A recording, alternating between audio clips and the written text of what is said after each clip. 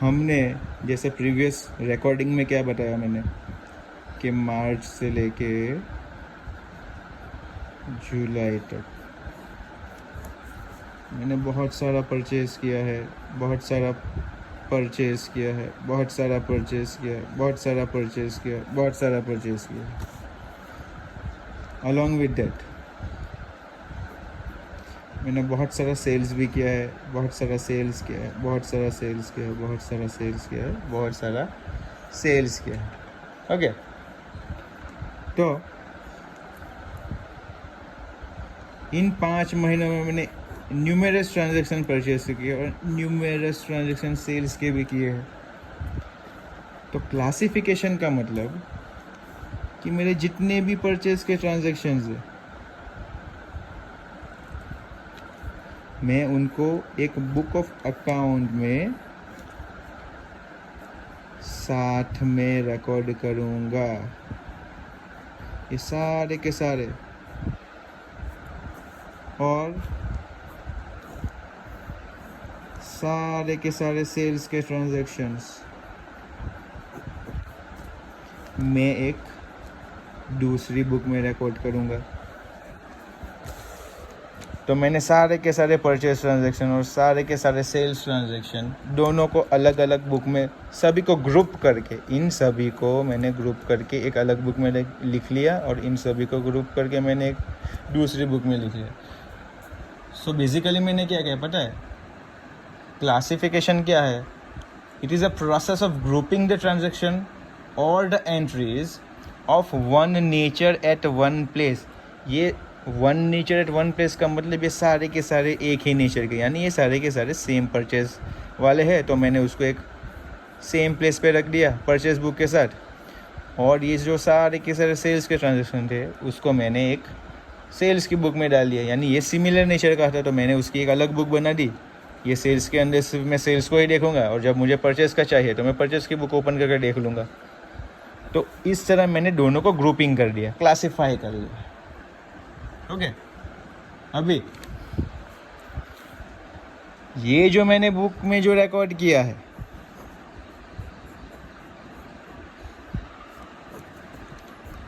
Previously में क्या था, रिकॉर्डिंग ऑफ द ट्रांजैक्शन को मैंने क्या बताया था कि उसको वो हम बोलेंगे जर्नल। लेकिन ये जो हमने क्लासिफिकेशन का स्टेप किया उसके बाद जो मैंने ये एक अलग बुक बनाई, ये एक अलग बुक बनाई, तो इन बुक्स को मैं बोलूँगा लेजर। इन बुक का एक अलग नाम है, इसको कहलाया जाएगा ledger. This book will be known as a ledger. Clear? तो मैंने आइडेंटिफिकेशन वाला पार्ट कंप्लीट कर लिया, मैंने गुड्स को मेजर भी कर लिया मॉनेटरी वैल्यू में, मैंने मेरी जर्नल बुक में रिकॉर्डिंग भी कर लिया और मैंने सारे के सारे मेरे आइटम्स को क्लासिफाई भी कर लिया। तो अभी तक हमने 1, 2, 3 एंड 4 स्टेप किया। नाउ स्टेप नंबर 5,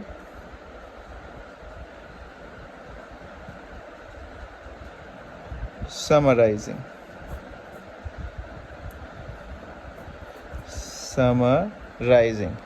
समराइजिंग का मतलब क्या होता है पता है ना? To get the conclusion.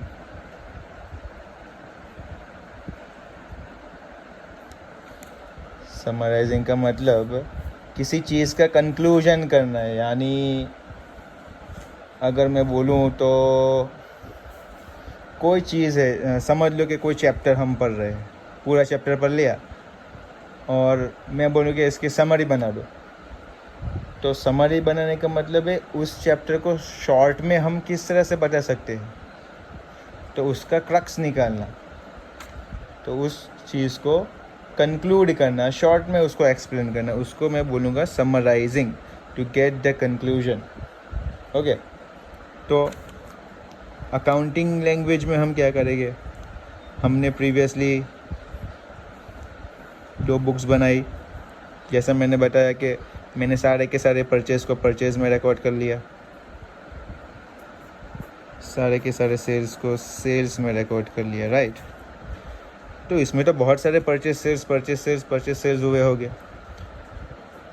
तो मैंने क्या किया है, मैंने सभी परचेज एंड सेल्स का एक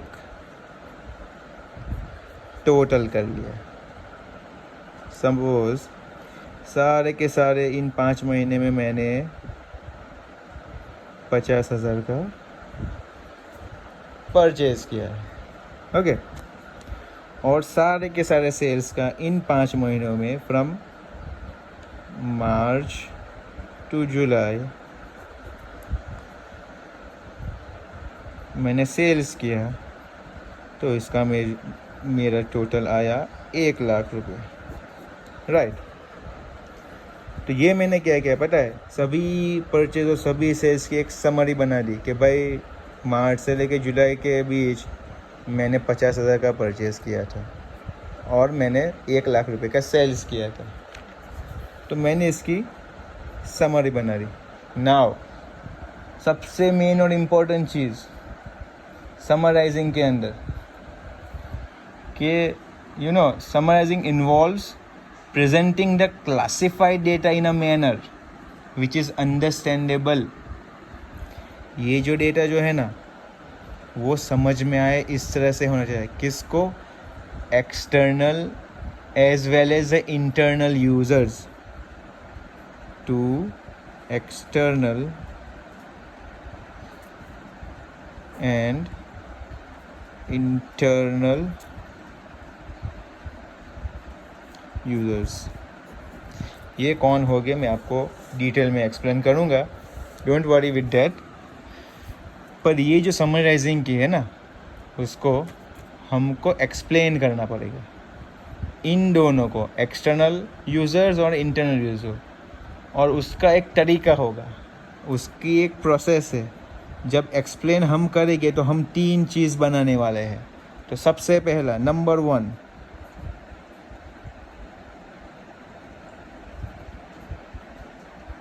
ट्रायल बैलेंस क्या है, एक अलग चैप्टर आने वाला है उसका, उस टाइम पे हम करेंगे। दूसरी रिपोर्ट जो हम समराइजिंग में बनाएंगे उसको मैं बोलूँगा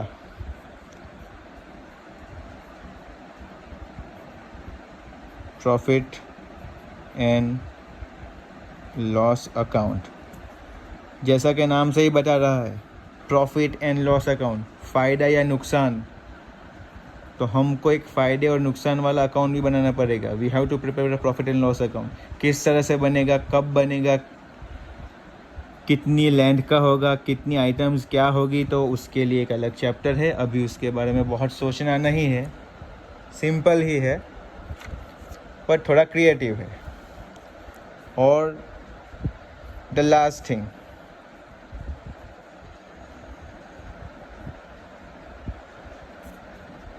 हमको बैलेंस शीट बनाना है। याद रखना इन तीनों का एक अलग अलग चैप्टर है, हम साथ में सीखेंगे, सो डोंट वरी। समराइजिंग में हमने क्या किया है, हमने कंक्लूजन निकाला है उस तरह से ताकि वो इंटरनल और एक्सटर्नल यूजर्स दोनों को समझ में आए, उस तरह से हमने कंक्लूजन निकाला है। अगर मैं अकाउंटिंग की लैंग्वेज में बताऊं तो summarising means presenting the classified data in a manner which is understandable to both internal as well as the external user of accounting statements. This process will further lead into preparation of the 3 statements. Number 1, the trial balance.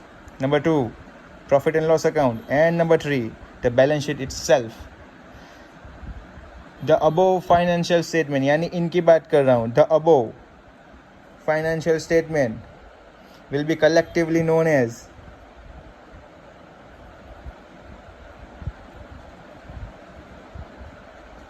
financial statement or final accounts. Clear? So अभी तक हमने कहा कितने step किए, total 5 step. Number 1, identification of the financial transaction and the event. Number 2, measuring. Number 3, recording. किस में record किया था हमने? जर्नल में. नंबर 4, क्लासीफाई किया. क्लासीफाई करके हमने कौन सी बुक बनाई थी? लेजर बुक, यानी लेजर्स बनाए हैं. जो बुक्स बनाए हैं उनको हम बोलेंगे लेजर. उसके बाद हमने समराइज्ड किया. क्या किया हमने? समराइजेशन में हमने 3 चीज़ें बनाई है: trial balance, profit and loss and balance sheet.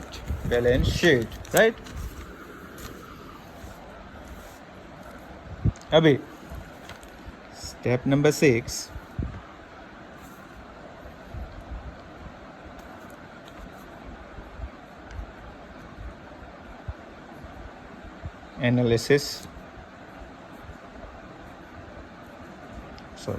analysis and interpretation.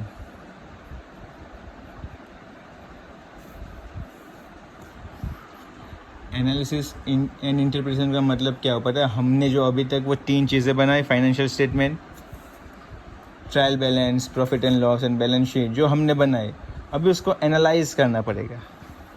यानी वो हमने कहाँ से बनाई? कि हमने बहुत सारे बिजनेस ट्रांजैक्शंस किए थे. जैसे मैंने बताया, हमने परचेज 50,000 का किया था. राइट. हमने सेल्स 1 लाख का किया था. ओके. तो हमको क्या करना है पता है? अभी हमको ये जो दोनों ट्रांजैक्शंस है, ये दोनों बुक का जो टोटलिंग हुआ है, तो हमको इसको एनालाइज करना पड़ेगा. इन द सेंस कि हमको ये चेक करना पड़ेगा कहीं पे हमसे कोई गलती तो नहीं हो गई, कोई फिगर में मिस्टेक हो गई, कोई अमाउंट में मिस्टेक हो गई, कोई एंट्री हमारी बाकी रह गई होगी. तो वो सारा का सारा हम एनालाइज करेंगे. राइट. तो इस स्टेप में हम चेक करेंगे कि भाई हमने जो भी किया है वो सभी का सभी एनालाइज हो चुका है, यहाँ पे कोई गलती नहीं है. और अगर कोई गलती है तो उसे रेक्टिफाई करके हमको आगे उसे प्रिपेयर करके प्रेजेंट करना होगा to the internal as well as the external users. तो इस स्टेप के अंदर ऑल द ट्रांजैक्शंस जितने भी हमने किए हैं, all the transactions are thoroughly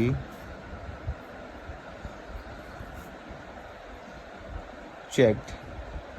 कौन करेगा चेक? ऑब्वियसली चार्टर्ड अकाउंटेंट है, कॉस्ट अकाउंटेंट है, कंपनी सेक्रेटरीज है, अकाउंटेंट्स है. वो सारे के सारे ये हमारे ट्रांजैक्शंस को चेक करेंगे.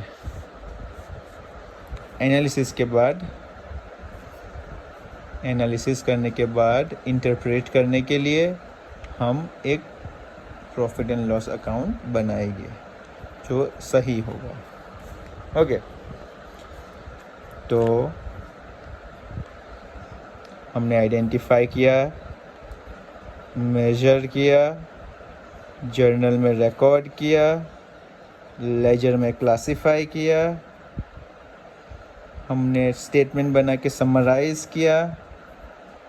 उसके बाद हमने एनालिसिस किया हमारे ट्रांजैक्शंस को. ओके. तो हमने 1, 2, 3, 4, 5 एंड 6 स्टेप्स किए. नाउ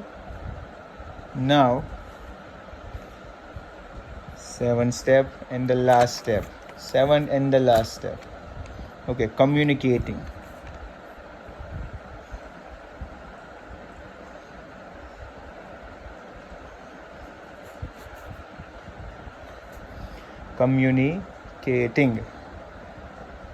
फाइनली जब अकाउंट ये सारे के सारे स्टेप एनालिसिस तक हम आ जाता है, finally the accounting function involves communicating the financial data. Communicating the financial data. Communicating का मतलब क्या हो पता है? हम ये जो भी डेटाज है ना, हम अभी थर्ड पार्टीज़ को बता रहे हैं, एक्सटर्नल यूज़र्स को बता रहे हैं या इंटरनल यूज़र्स को बता रहे हैं, ये हम अभी उनको शो कर रहे हैं. तो हम कम्युनिकेट कर रहे हैं, we are communicating with them. हम अपने जो रिज़ल्ट आया है ना, जैसा हम हमारे एग्ज़ाम का रिज़ल्ट आता है, जैसे अभी तुम्हारा 10 का रिज़ल्ट आया, तो तुमने तुम्हारे पेरेंट्स को बताया कि मम्मी पापा ये मेरा रिज़ल्ट है, तो you are communicating your result with your family. तो हमको भी अकाउंटिंग का जो आखिरी स्टेप है ना, उसमें यही करना है. ये हमारी बिज़नेस का रिज़ल्ट क्या आया, प्रॉफिट आया, लॉस आया, क्या हुआ भाई, तो वो हमको ना कम्युनिकेट करना पड़ेगा. So the last step, the accounting function involves communicating the financial data. Financial data का मतलब क्या होगा? जैसा मैंने बताया था, trial balance, profit and loss account, and आखिरी क्या था? Balance sheet. तो हम ना कम्युनिकेट कर रहे हैं उनके यूज़र से. This accounting information must be provided in time. ये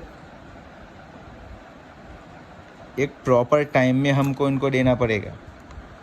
फिर ऐसा नहीं कि भाई चलो 10 साल का पहले का कोई रिज़ल्ट था, हमने बता दिया, तो फिर 10 साल बाद तो उसका कोई वैल्यू नहीं है. आपने अभी 10 की एग्ज़ाम दी, अभी आप बोल गए मम्मी पापा 10 का रिज़ल्ट मैं तुमको 12 में बता दूंगा, तो ये कैसे पॉसिबल है? तुम्हारा रिज़ल्ट का टाइम अभी है, एप्रोप्रिएट टाइम, यू नो. तो वो टाइम कब होगा? जब रिज़ल्ट की डेट होगी. तो वो ही टाइम है कि जब तुम 11 में एडमिशन लोगे, तो कौन से बेस पे लेने वाले हो?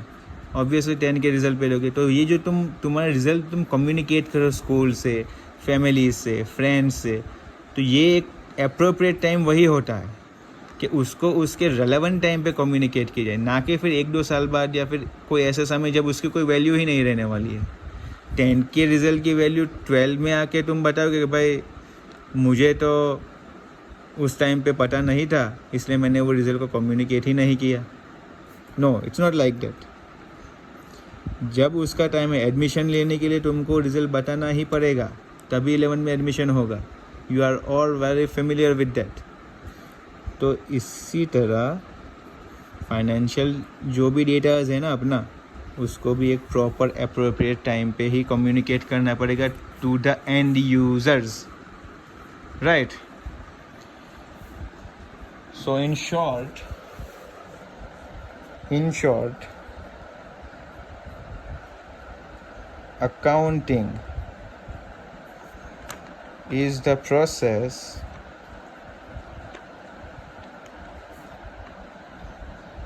of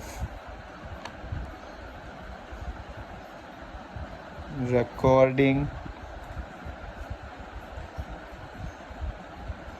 classification, and summarizing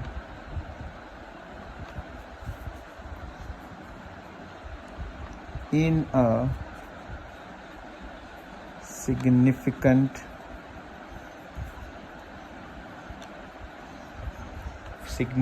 manner. Recording, classifying, summarizing in a significant manner in terms of money.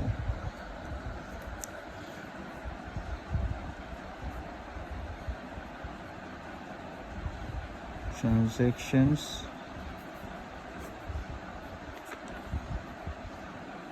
and events which are in part at least of financial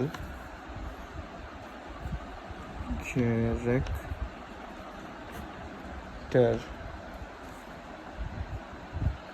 and interpreting the result thereof. So, कुछ समझ में आया? ये आपके book की definition है account की. Accounting is the process of recording, classification and summarizing in a significant manner in terms of money, transaction and event which are in part at least of financial character and interpreting the result thereof. अच्छा, तो अभी तो तुमको ये थोड़ा bounce जा रहा होगा ऊपर से, राइट? तो अभी मैं तुमको बताऊं कि जिस तरह से अभी हमने जो एक्सप्लेन किया है, accounting is the process of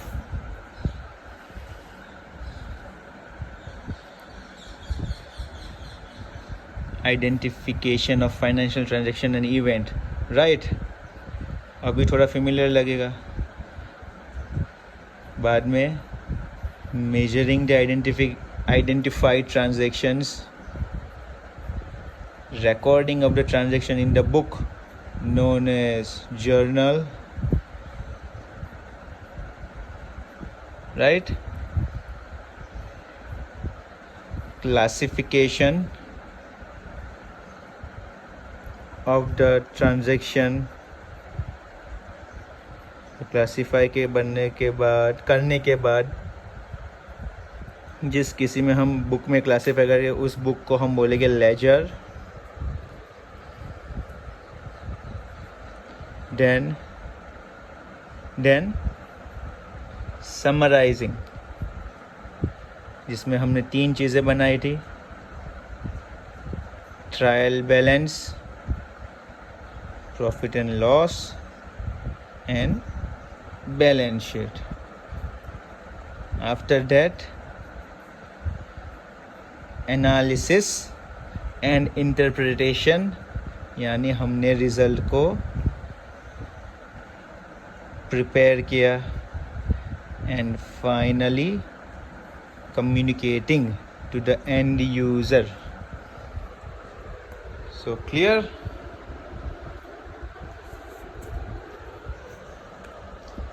this is the basic introduction. अभी ये पूरा नहीं हुआ है,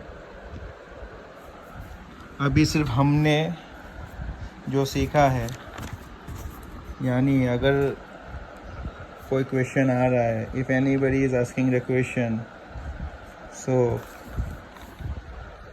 just hold a second.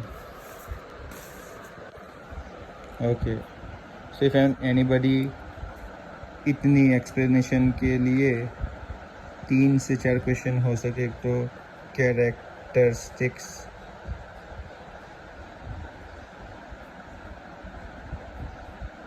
Of accounting,